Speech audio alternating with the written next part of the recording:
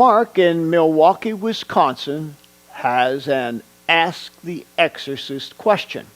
Can Satan destroy the soul and or spirit of a born-again Christian to the point of them having a hard time functioning? There are several issues which you have raised here. The fundamental question is, what can the devil do to the soul or spirit of a Christian? But let's be very careful about our terms.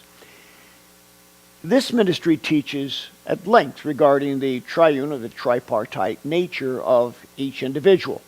In our International School of Exorcism, we have several courses that deal with this at great length, so I would encourage you to enroll, because this is one of the most fundamental things to understand about walking in spiritual freedom. Now, to reduce it to a basic answer to your question, the Bible teaches in places such as 1 Thessalonians chapter 5 that we are body, soul, and spirit. The body is our physical encasement. The spirit is the eternal part of who we are. And when we become a Christian, that becomes regenerated and dwelt in by the Holy Spirit. And then there is the soul, the thoughts, the feelings, the mind, the emotion, the psyche, the self-perceptual identity of the individual, the personality, if you will, the real you that's distinguishable from everyone else. Now, if a person becomes a Christian, the spirit cannot be touched. That belongs to Christ. The Lord lives there, and the devil can't do anything with it. The body may be afflicted by disease. So, yes, Satan attacks the body.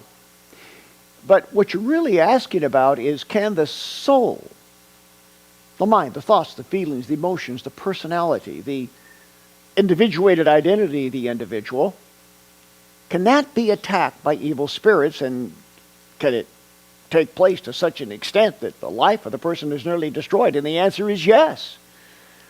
A person can be saved and born again, but their mind and their thoughts not be under the lordship of Christ. Now, very often what we find is that some part of the soul, some part of the mind and emotions are surrendered to the Lord. But in the case of an individual, for example, who has previously been involved in a very serious moral sin, or an individual who has had a lot of involvement in the occult, when they become a Christian, not all of that becomes, to use a biblical word, sanctified.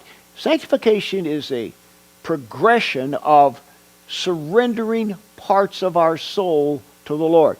The spirit totally belongs to Him, but not all of the soul, not all of our thoughts, not all of our behavior, feelings, and emotion. And so the sanctification process means that day by day, hour by hour, we surrender more and more of who we are to Jesus.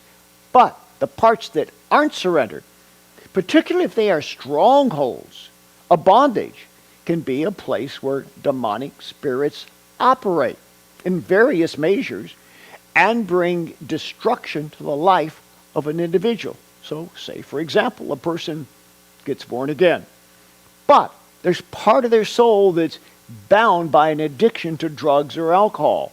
Now, if they don't get help for that, if they don't allow that part of them to heal, if they don't get delivered in that part of their soul, Satan keeps that stronghold and will operate there to continue to bring hurt and harm that individual. Same is true, for example, with people who have been involved in the occult and witchcraft and so much of the New Age movement. They get saved. Well, that's great. And part of their soul is sanctified and part of it is surrendered to the Lord. But there may be parts of it where those old ways of the occult are still hanging on to them. And as a result, they're not fully free.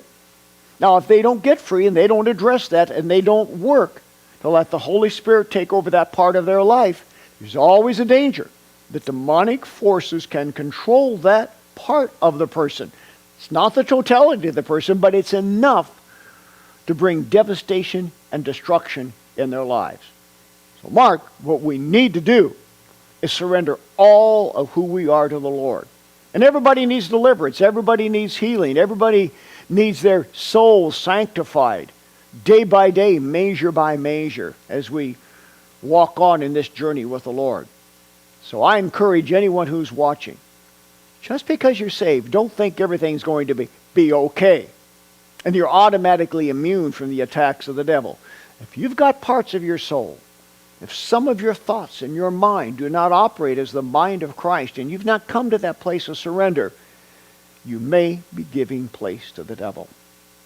Address it, deal with it, so that you grow in grace, so that as much as possible every day you are surrendering all that you can to Jesus. The most frequent demon that I deal with is the spirit of Jezebel, the most prevalent evil spirit of our age. This demon wants to destroy your health, your finances, your marriage, your family, and your church.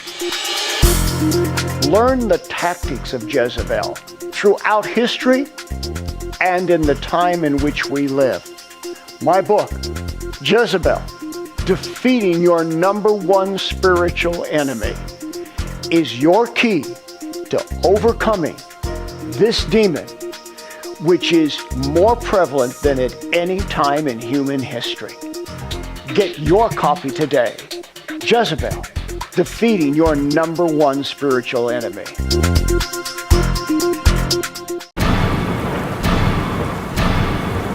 He took the curses away from me. Was he Bob Larson? Because he can help you.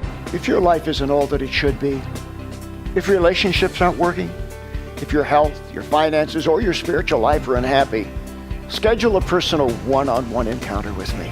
We'll get to the root of the issues that are holding you back. We'll give you answers and a whole new direction in life. Oh, what a change, what a difference when you have an encounter with God. Take action. I look forward to seeing you soon.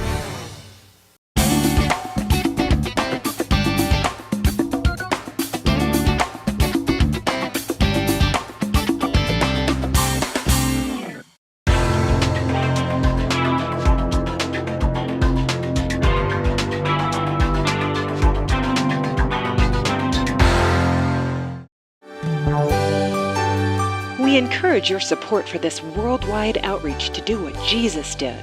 For the latest information on resources, seminars, conferences, training institutes, retreats, and international missions, go to boblarson.org. Thank you for your prayers and financial partnership.